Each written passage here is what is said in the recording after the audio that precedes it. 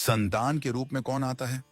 पूर्व जन्म के कर्मों से ही हमें इस जन्म में माता पिता, भाई बहन, पति पत्नी, प्रेमिका, मित्र शत्रु, सगे संबंधी इत्यादि संसार के जितने भी रिश्ते नाते हैं सब मिलते हैं, क्योंकि इन सबको हमें या तो कुछ देना होता है या इनसे कुछ लेना होता है। वैसे ही संतान के रूप में हमारा कोई पूर्व जन्म का संबंधी ही आकर जन्म लेता है, जिसे शास्त्रों में 4 प्रकार का बताया गया है। 1. अरणानुबंध पुत्र।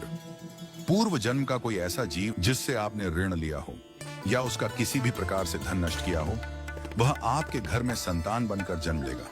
वह अपना धन बीमारी में या व्यर्थ के कार्यों में तब तक नष्ट करेगा जब तक उसका पूरा हिसाब न हो जाए। 2. शत्रुपुत्र। पूर्व जन्म का कोई दुश्मन आपसे बदला लेने के लिए आपके घर में संतान बनकर आएगा। बड़ा होने पर वह माता पिता से मारपीट, झगड़ा करेगा या उन्हें सारी जिंदगी किसी न किसी प्रकार से सताता ही रहेगा। वह हमेशा कड़वा बोलकर उनकी बेइज्जती करेगा और उन्हें दुखी रखकर ही खुश होगा। 3. उदासीन पुत्र। इस प्रकार की संतान न तो माता पिता की सेवा करती है, न ही कोई सुख देती है। वह उन्हें उनके हाल पर मरने के लिए छोड़ देती है। विवाह होने पर यह माता पिता से अलग हो जाते हैं और उनकी चिंता नहीं करते। 4. सेवक पुत्र। पूर्व जन्म में यदि आपने किसी की खूब सेवा की है तो वह अपनी की हुई सेवा का ऋण उतारने के लिए आपकी सेवा करने के लिए पुत्र बनकर आता है। जो बोया है वही तो काटोगे। यदि अपने माता पिता की सेवा की है तो ही आपकी संतान बुढ़ापे में आपकी सेवा करेगी, वरना कोई पानी पिलाने वाला भी पास न होगा। आप यह न समझें कि यह सब बातें केवल मनुष्य पर ही लागू होती हैं। इन 4 प्रकार में कोई भी जीव आ सकता है। यदि आपने किसी गाय की निस्वार्थ भाव से सेवा की है तो वह भी पुत्र या पुत्री बनकर आ सकती है।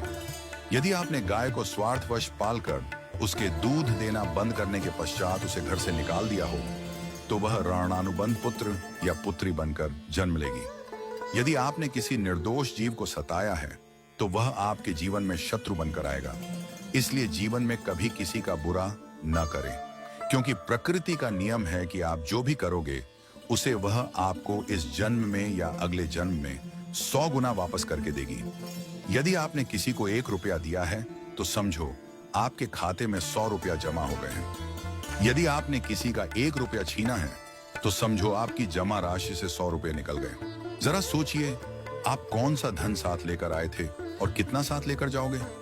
जो चले गए वे कितना सोना चांदी साथ ले गए? मरने पर जो सोना चांदी धन दौलत बैंक में पड़ा रह गया, समझो वह व्यर्थ ही कमाया। औलाद अगर अच्छी और लायक है तो उसके लिए कुछ भी छोड़कर जाने की जरूरत नहीं है, वह खुद ही कमा लेगी।